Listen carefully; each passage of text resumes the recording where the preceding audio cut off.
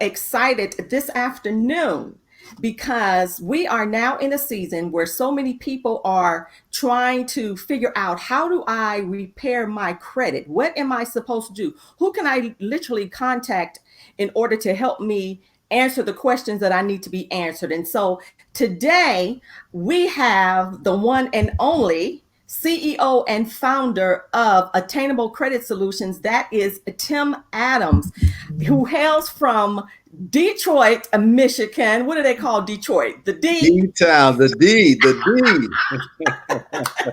They call it D-Town.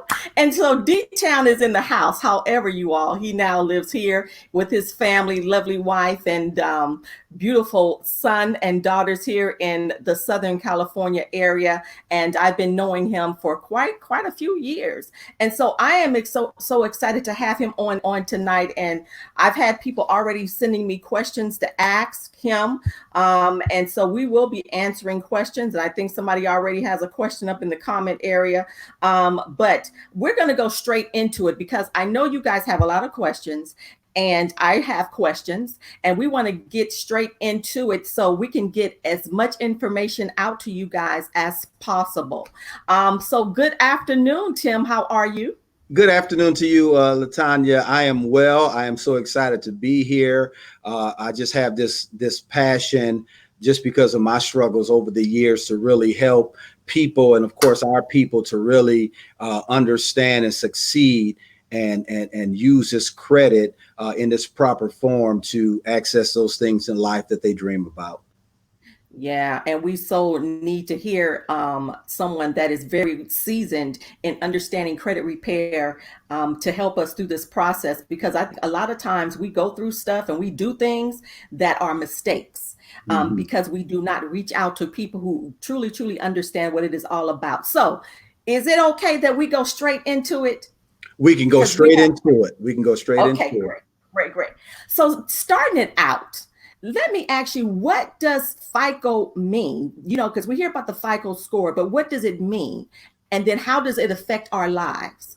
So FICO stands for the Fair Isaac Corporation. So Mr. Fair and Mr. Isaac, they came together. They met in undergrad. And they were working actually out here in the San Jose area back in the 50s. And it was a data analytics company. And they came together to formulate this risk assessment for data furnishers. Data furnishers are your credit cards, your mortgagers, your lenders. They have this risk assessment algorithm that they formulated in the 50s to compute a score for the population to prove their credit worthiness. So that's what it is. And what people don't know about the FICO score, because we get caught up in the score, the FICO Corporation is a publicly traded corporation. So that means it's a for-profit corporation. And that'll be key as we get down into some of the other questions. It's for profit. Now, see, My mouth is open. Are you serious? Yes, wow. It's publicly traded. Stocks going about $360 a share. So that means it's a decent traded commodity. Okay, you guys hear that? Okay, so you all need to know what's happening, what's going on in the world. Okay, thank you for sharing that information. No problem. That's something that I did not know about. Somebody just said, wow, it's something I've never heard of. Right. Okay. But remember this, remember FICO score is an algorithm. That's going to be key once we get down to some of these questions, to remember that it is an algorithm, and we're going to expand on that later on. Okay. So FICO score is an algorithm. Okay. Got it. Okay. So now let's go down our questions, because we have plenty of them for you all. And if you guys have questions, definitely ask, and we will ask Tim in regards to those. Okay, so let me ask you this next. What is considered to be the best score to obtain property? And what is and what is the score? What is the score that most Black folk have? I mean, you know. Okay, so let me answer the first question in a broader sense before I get. The best FICO score right now is 850. However, that's soon to change. They're gonna move that up to 950. I mean, a 900 rather. I'm sorry, 900. But right now, currently, the best score you can have is 850, which is considered tier one. Anything over, 750, 760s, and once you crack 800, you're considered tier one. So, of course, that's technically the best score you want to have to buy property, because most people don't know that even though you see the mortgage rates flash on TV on the billboards 375 or 299. When you break it to the 800s, you can negotiate for 1.9 credit or 1.9 interest rates, and that's key when you talk about a 30-year mortgage, right? Wow. That's key. That's key. I had a colleague who was paying $1,600 on a beautiful home, $500,000 home, and because his FICO score was over 800, he refinanced his loan for 1.9, and now he's saving $600 a month in his monthly mortgage payment. So he lives in a $500,000 house for a $900 payment. So we need to increase those credit scores in order to get a good rate when we purchase property, any type of property, even when it's going after a car, correct? Absolutely. Absolutely. So even though you can qualify for some of the FHA and some programs with lower credit scores, I think now, right before the pandemic happened, it was around 580. They're trying to push that up to 600. However, you're going to see a higher interest rate with that. So you kind of want to shy away from that sometimes, depending on where we are in life. That's impossible, but you never want to not have getting that score higher. So when it's time to refinance, you can utilize some of those benefits. So don't just be happy getting a house. If you just able to have to slide in, you want to be able to benefit from having that, that higher credit score. Wow. Okay. So you're gonna help us get to them high levels, Yes. Tim. Yes, So sir. the second question that you asked me. So again, let me add, the average credit score in America is right between 699 and 702. Okay. However, us as African Americans usually rank about 100 points lower than that. So you're talking 602, 620 ish for the African American population. And so why do you think that is? Not properly being taught about credit, what credit is used for. And then once we get older, now you have to work in the discipline.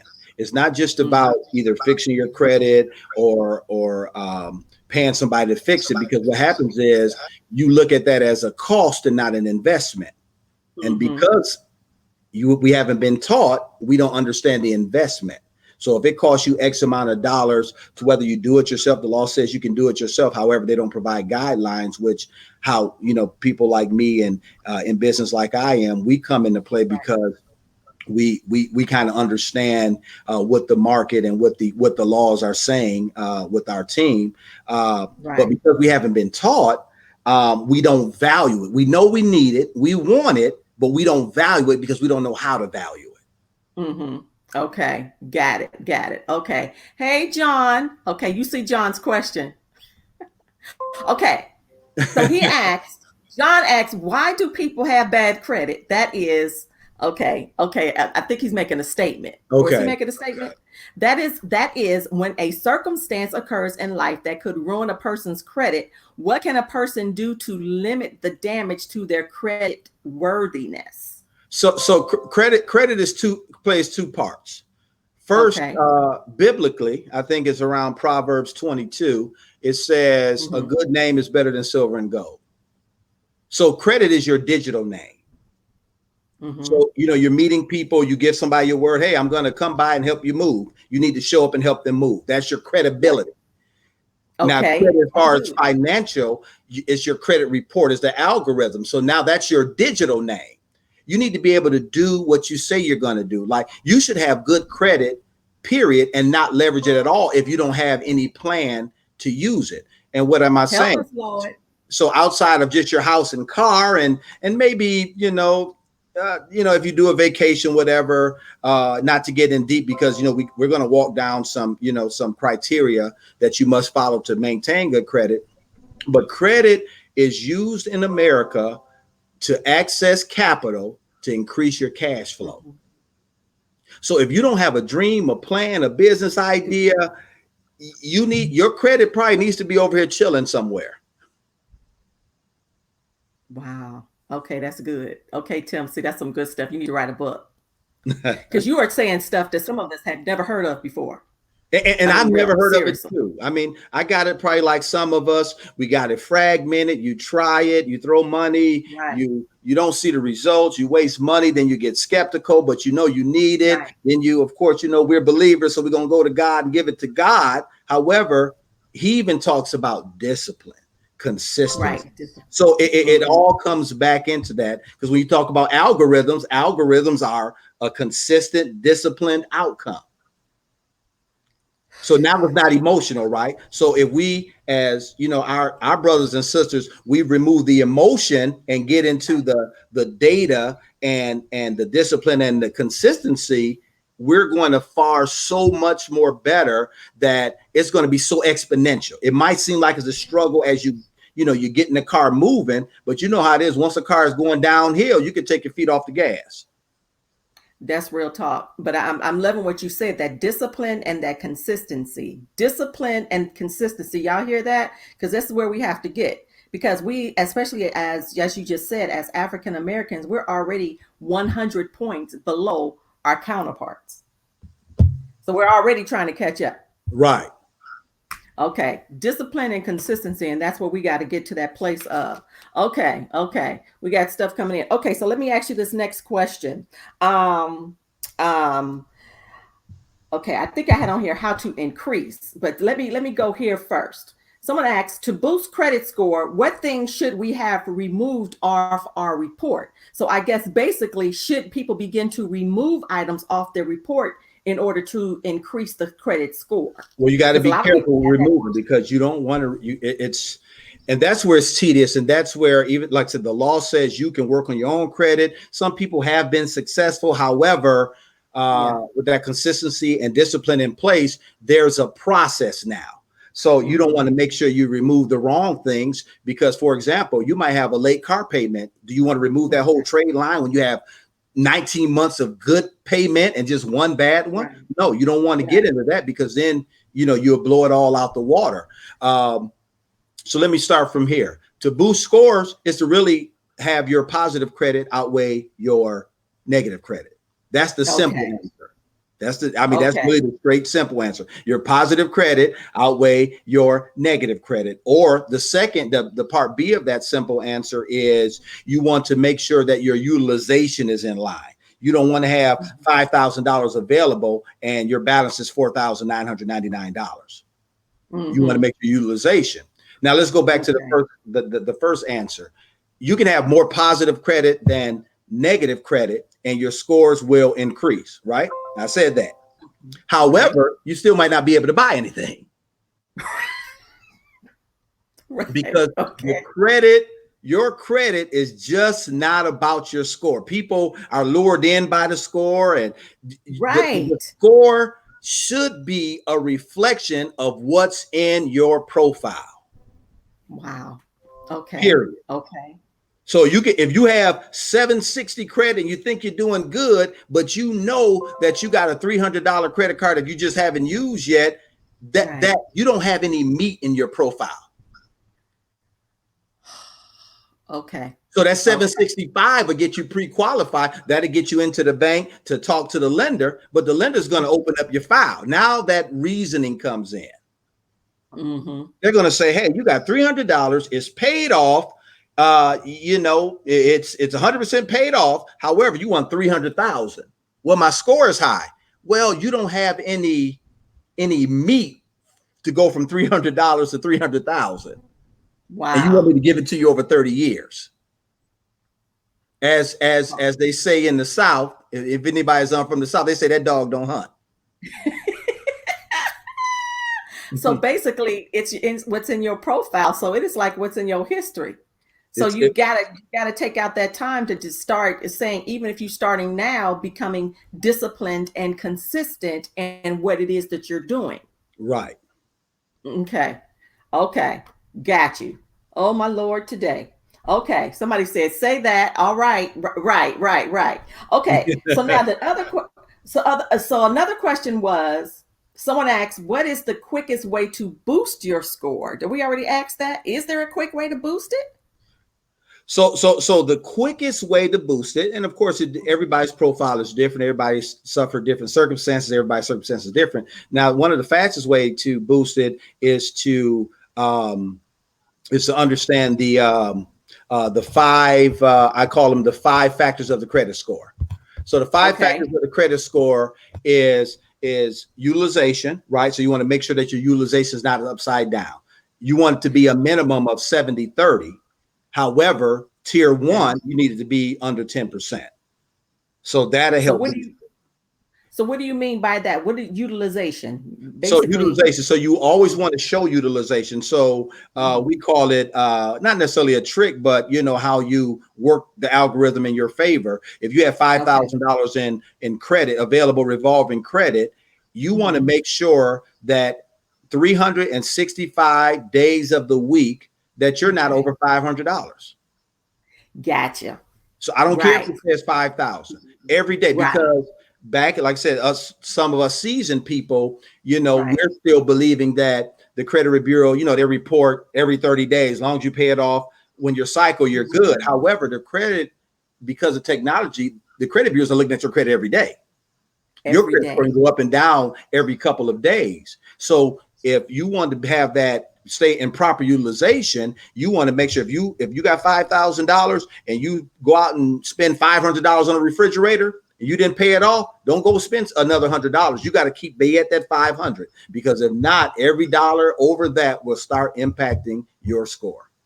So basically, what you're saying, even if you have a credit, whatever it is, keep it 10%. So even if you Mhm. have a credit limit of $5,000 on your Mhm. card, don't spend more than $500. Don't spend more than Don't go 500. up. Okay, and so that's how you can begin to boost your That's credit. one thing. That's one thing. That's But I know one thing. people. I know Okay. people are thinking like I think. Like, wow, I got 5,000 available, and I only spend 500. What is that? Well, I said it's all about the percentages, right? I'm gonna be key on Right. percentages.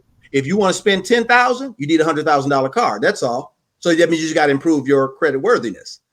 Okay. So Improve work the credit worthiness. percentages to your favor. The other thing is um, watch how you apply for new credit. You only want to apply for new credit when you absolutely have to, no more than twice a year. Mm-hmm. So that means if you want $100,000 credit card or whatever you want, you need to make sure that you understand the requirements of the banking institution that they have for you to get it. And you want to make sure that you're prepared to apply for it when it's time to apply, because you're going to have that inquiry on your report. Now, inquiry is not bad if it's tied to an open trade line, but you don't want to have all Mm-hmm. these inquiries looking like you're chasing money and nobody ever Right. gave it to you. Right. So you just want to watch how Okay. you apply for credit. Got you. Got you. Okay. Okay. The third thing is you want to eliminate hard inquiries. So anything that's not tied, again, to a trade line, an open trade line that you have, we need to Mm, work to remove those inquiries. But key is, if okay. it's tied to an open trade line, do not remove it. You will cause yourself a world of trouble. So, okay, don't remove it if it's connected to an open trade line. Right. Don't keep it there.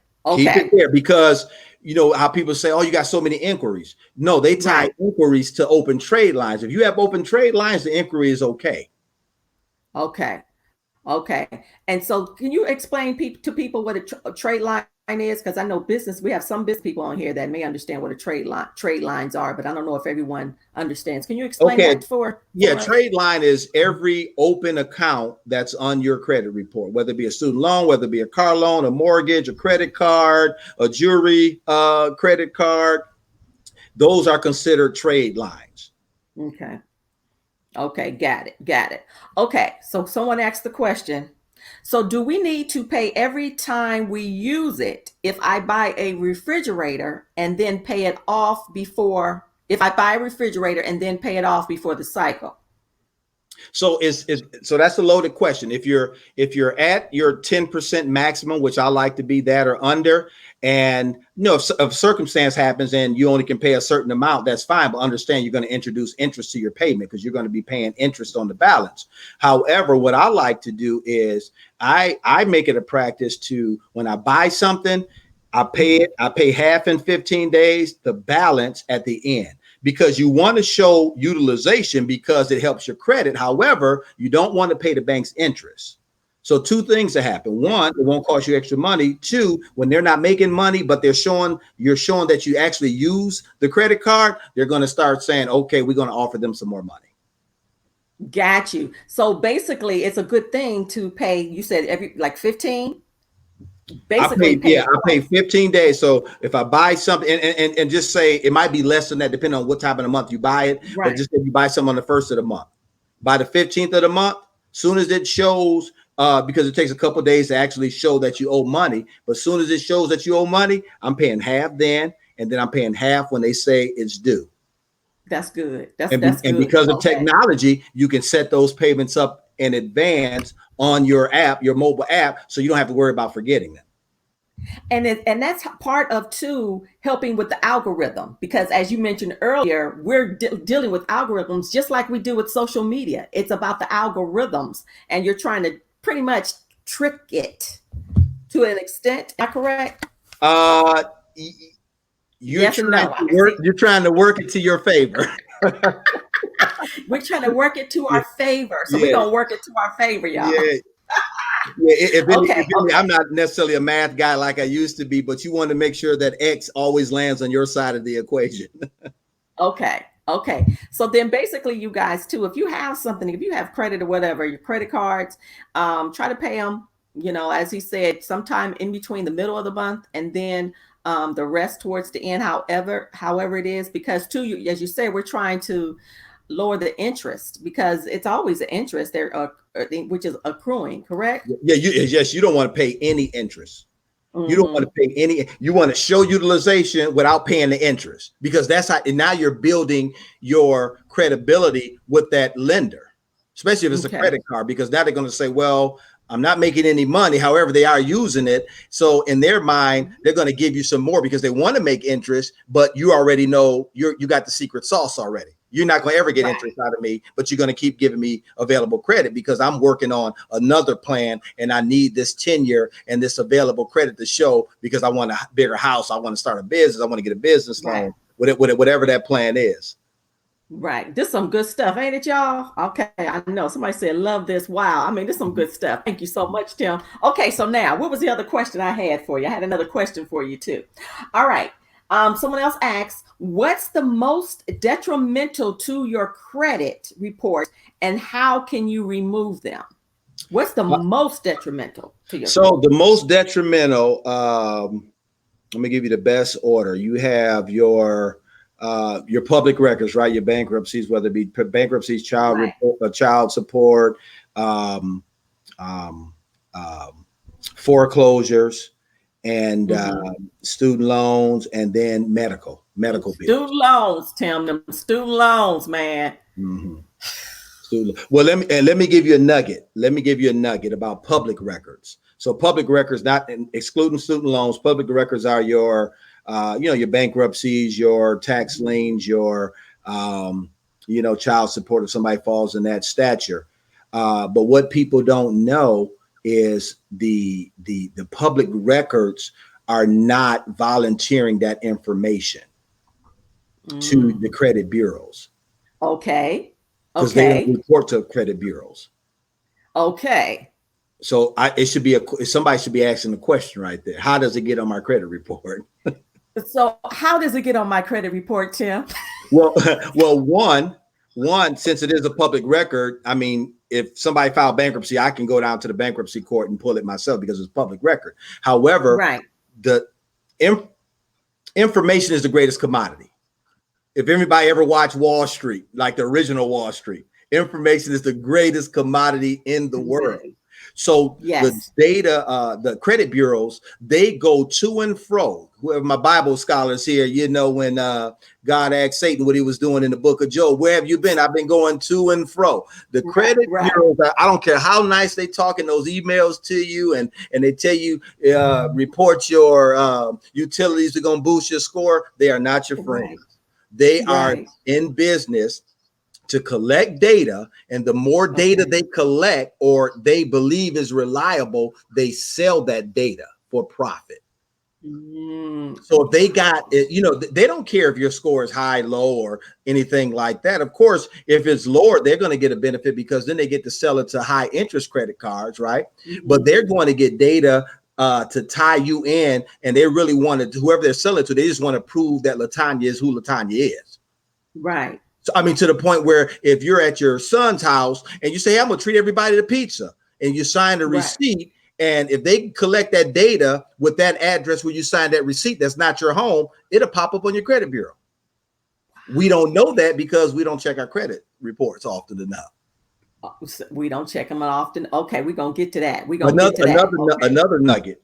Multiple addresses cost Uh-huh. you 50 points on your credit report, but that's another nugget.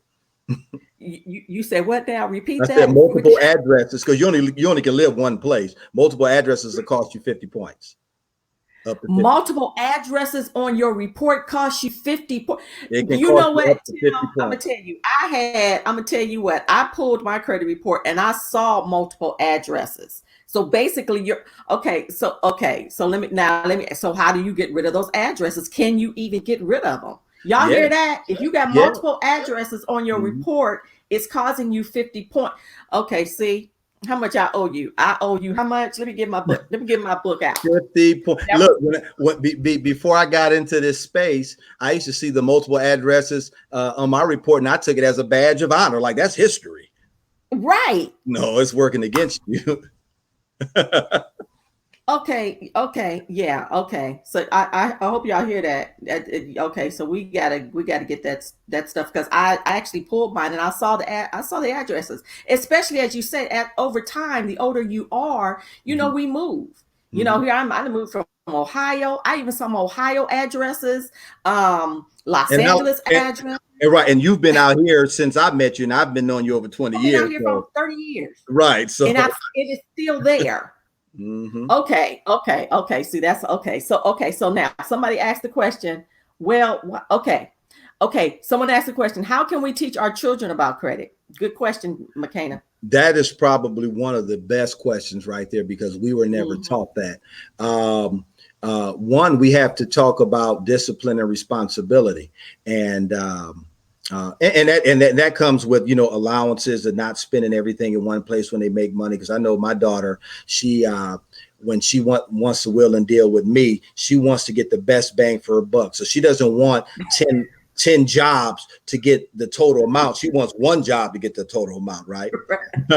So it starts there with just simple budgeting and discipline and understanding how to leverage a skill to get what you want.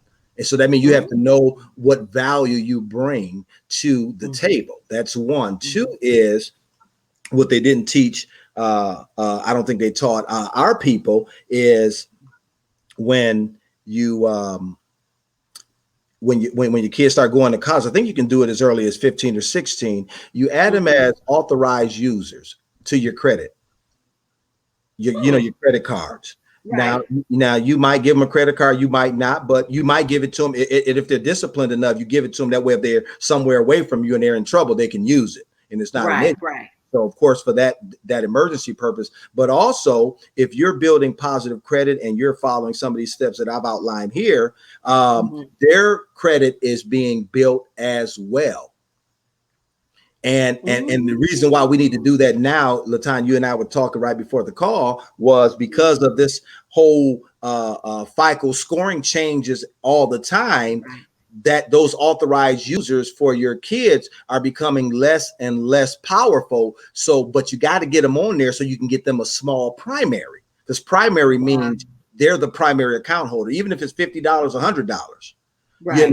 and then you teach them that way right? To pay it on time and things like that, and make sure that if it's $100, don't go out and say I got $100. No, what did I say? This is a pop quiz. If your kids have $100 on their credit card, how much do they really have? Y'all want to answer that? I'm gonna give you the answer. They got Anybody want to answer $10. They got $10. That's all they have is $10. I'm trying to see if somebody answered the question. They probably did. It's so many comments. Okay, right. They only have $10. So, and then of course secured cards, right? You get them secured cards, to where secured card is very powerful because you have to make that initial deposit to get the credit. So you're really securing your own credit with your money. That is powerful for young people because they got to give something to get something. Right. Okay. Got you. Woo, Tim, you need to teach a class. You need to teach a course? Okay, we're gonna talk about that later because these are some nuggets up on here. Oh, because look, I have you saw a question from John Adams. I have my team. I have my very expert credit strategist. He's on the call too. So we can go as deep as you all want to go. You don't have to go deep because you know why? We got to get this stuff done because this is what's holding us back, especially as African American people. It's what's holding us back because I was just talking to someone earlier today, and of course everyone's closed down. Well, we're supposed to be stay at home, but we were talking about it this morning, how in Atlanta, how they opened up the mall and they dropped the Jordan tennis shoe this weekend, and they said people were wrapped around the corner to purchase the tennis shoe. They ran out of the shoe, and we're purchasing material items opposed to doing other stuff that we need to get done. And so I think it's something that needs to be discussed. Okay, come on, jump on in, Tim. Come on with it. I mean, absolutely. You know what hurts me about that? First of all, and I understand, it's a business out here. People, some people wear them, some people buy them for $200, then they sell them. They can sell them for 10 times the amount on the internet because they're such a limited quantity. The issue I have is I grew up in the Michael Jordan era. I used to sell shoes at Foot Locker. So on Mondays, we used to take in inventory, and Michael Jordans came in, and they cost the Foot Locker Corporation $27. I stopped wearing Jordans because you can't sell me shoes for $120. Okay. You can't.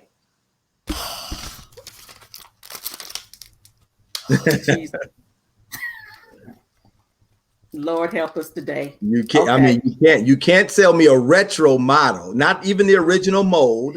You can't sell me a retro model for $200 when Foot Locker bought them for $27.10. So that means, and that was profit to Nike. So that means Nike probably paid $3 for them, if that. And we wrapped around the corner. Let me go buy me some shoes and sell them on eBay. I'm not okay. Okay. But I mean, it's unless you are purchasing the item to sell, which many people are not doing, they're just purchasing them to wear. It's detrimental to us. And that way, and we want to talk. You talk about investments and all that stuff as well, Tim. Yeah. We talk about investments. We're gonna say that for another. We're gonna say that for another. Don't talk. Shh. All right, good. We're gonna say that for another one for sure. Okay, because we need to start talking about that. Because we got to do something. We got to get above the grain.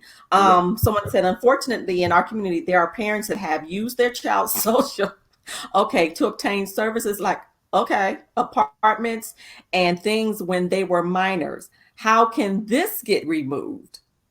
We have to go through and what we do, we go through the Fair Credit Reporting Act, the Fair Debt Collections Practice Act. We go through these laws, and we, outside of just things, just only should be on your report 7 to 10 years.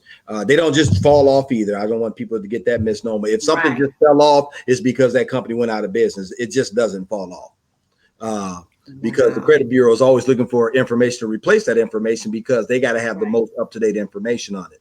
But what we do is we go through these laws to understand, are they reporting these things accurately? That's a trick statement right there. I just want to get to everybody. That's a trick statement. And when I say reporting these things accurately, by law, they have to report everything on your credit bureau across all 3 credit bureaus the same exact way. Now I want y'all to listen close. I didn't say if you did it or not. I'm not here to get off into that. I'm not a lawyer. I don't know if you did it. I'm not here defending you. I'm here to say, is it reported the same way? And if we go back to the addresses, we already know the answer to that question, which is no. We know that one. Yes. 79% of Americans have inaccurate and erroneous and derogatory things on their credit. And it has nothing to do whether if they did it or not. You said 79%? 79% of Americans, 80%. So that means we're talking adults, right? So 70, we have 350 million people in America. So you're talking roughly what, 200 and maybe 70 million? My God, today 79. Okay. And the crazy thing about it, LaTanya, is that the format that it should be reporting under, the credit bureaus came out with it, and it's still not reporting accurately. Still not reporting accurately. So for us, we have to go in and we have to connect with people like you to help us first find out what's on those reports, and then help us to take those levels to the next level. But I'm still stuck on the fact too, like you said, we have a profile, we have history. And so we have to be able to know how to operate and how to get our scores to the place where they need to be so we can be ahead of the game. Absolutely. And I started with the addresses because whenever you get and even right now during this pandemic, they're giving away, they're letting you access your credit reports for free again under annualcreditreport.com. And the first thing we always do, we scroll down and see how bad it is, but we scroll past our name, we scroll past our birthday, we scroll past our addresses. All of that information if it's on that report, is powerful.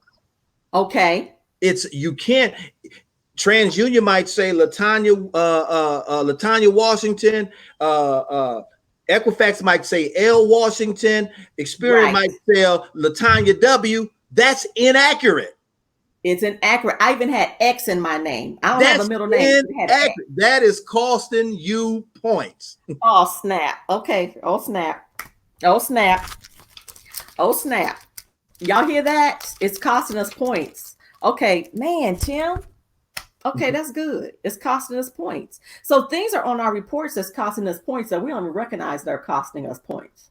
You don't even reckon. And let me give you a tip. You asked me this and we didn't get a chance to answer it. How do you how do you correct your address? You get your ID, you get a copy of your ID, your driver's license to where you live, a copy of your social security number, and a copy of your a utility where you pay utilities, and you send that to the credit bureaus and ask them to update your file. And this is my accurate information. And just like that, that'll help increase your number. And let me go further. Now, you might have to stay on the phone with them because they be dodging you for 30, 40 minutes, but you can call them and tell them the same and ask them to do the same thing.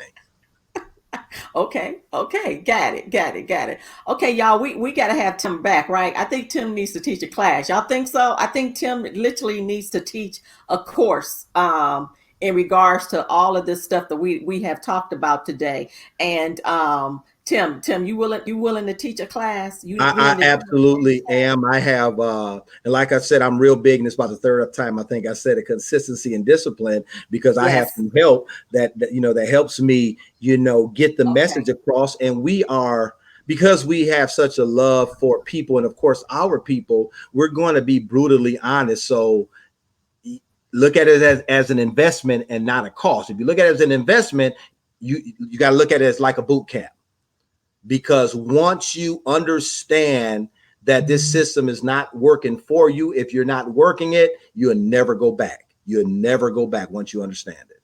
I want t-shirts made that I'm not going back. I am not going back to bad credit.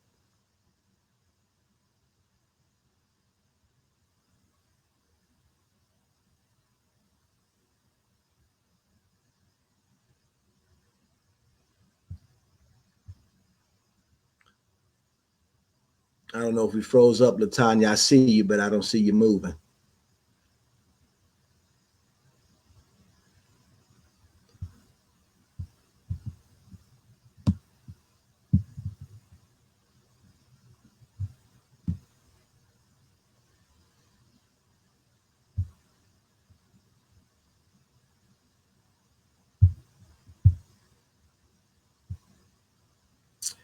Yeah, I think Latanya froze, but definitely, team. And I say team because at the end of the day, we're all interconnected. I would love to come back to get real deep into the bones of this. But if you don't do anything, fix your credit. Fix your credit. Fix your credit. I do have a credit solutions company. I don't like just saying repair, but credit solutions company, and we definitely can help you all out. But whatever you do, fix your credit. Fix it, make it a point. It's going to take discipline, it's going to take investment, but if you can give it 4 to 12 months, you will be in a new place. If you make that investment, think about the coronavirus right now. We have some downtime. We should be maximizing these opportunities to make sure that we come out of this better. We come out of this better. So reach out to me. I don't know if Latanya is going to make it back in. If you got some more questions, I'm definitely open to ask some. If you ask them in the chat, I can see the chat. So if you got a couple more questions, I definitely don't mind asking. I can talk about this every day, all day, because once I found out the secret to why I couldn't get my credit to where I wanted to be, once I understood it, my mentor took me under his wing, and I followed his instructions. I took the harsh talking, I accepted the harsh reality, and then I invested. I invested in myself and even in my family to make sure that we have tier 1 credit, and it's available to everybody. If you want your credit fixed, it can get fixed. Bankruptcies, public records, whatever it is, don't let anything on your bureau scare you.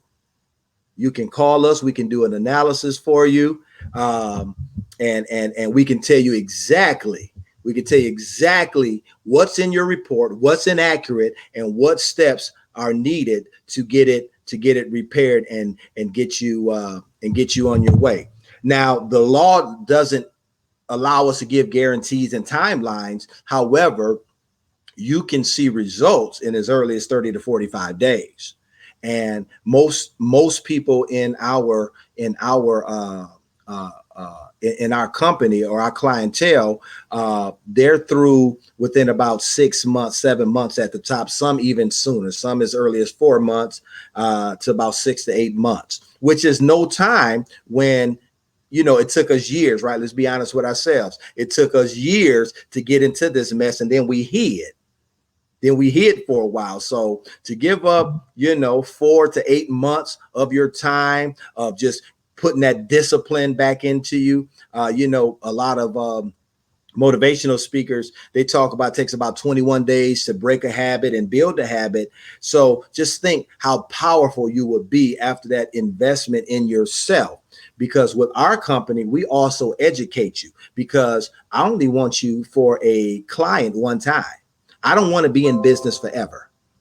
I want you to fix it. I want you to get your kids right, and then I can go away. And then we can work on other business ventures. We can buy up all this available land. We can get into real estate. We can start these businesses that you put on the shelf because you can't access capital. Let me give out my number too. My number is 888-909-0580. Again, that's 888-909-0580. That's Attainable Credit Solutions. Call us. Always be open to know what's in your credit. Like I said, we'll do that analysis for you. We'll tell you what the process is to get you where you want to be, and then we can celebrate at the end together. Latanya, are you back? I see you again, but you're frozen. You know, I don't mind talking. I'll go grab my Bible and take up some scriptures up in here. Then I'm gonna have to take up an offering. I have made it back. Can you hear me? I don't know. You know what? It got so good. Yes, I can hear you. I can definitely hear you. We just went a little deeper. I gave out my number. I told them, I said, hey, we have a credit solutions company, myself and my team. I said, but whatever you do, get your credit fixed, get an analysis done. It got so good. Can you hear me? Yeah, I can hear you. Can you hear me? It got so good, but it's all good. Okay.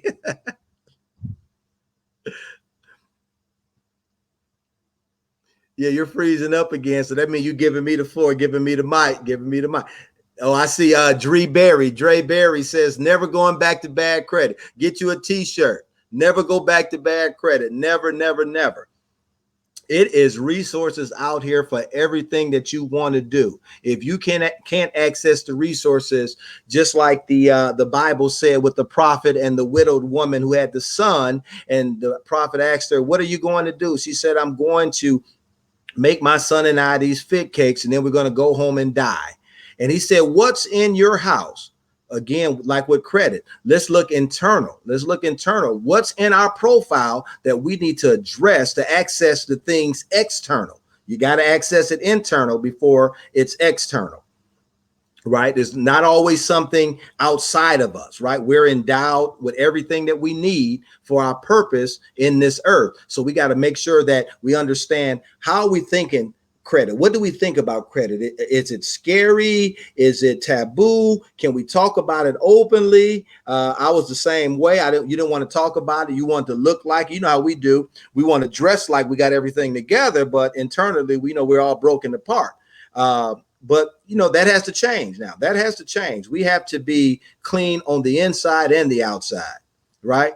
I think Jesus challenged those Pharisees when he said, you all dressed up all nice and you got bells and whistles on your robes, but you're like whitewashed tombstones on the inside. So, you know, I'm gonna always talk about that Bible if you let me talk too long. But definitely, like I said, you got my number, 888-909-0580. Give me a call. We'll do that analysis for you, let you know what you need to do. And looking forward to hearing from you and talking with you again. I'm going to end the call now. Latanya is having some technical difficulties, but that's okay. I don't believe anything is a coincidence. Give me a call. Give our team a call. We're waiting to hear from you. And we'll see you again next week on the next Night School. Everybody have a great evening and a blessed evening. Thank you.